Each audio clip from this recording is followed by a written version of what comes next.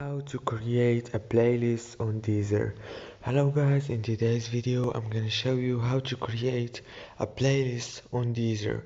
So first thing we do is we go to Deezer, and as you can see this is the home page. Now you go down to favorites and then go to playlists, and you will have this option of create a new playlist, and you have to write a name of the playlist. Let's say love, and you can also choose a photo for the playlist, and you can make it private or public. And that's it for today's video, guys. I hope this video was helpful for you, and if it is, please leave a like, and thank you so much for watching till the end.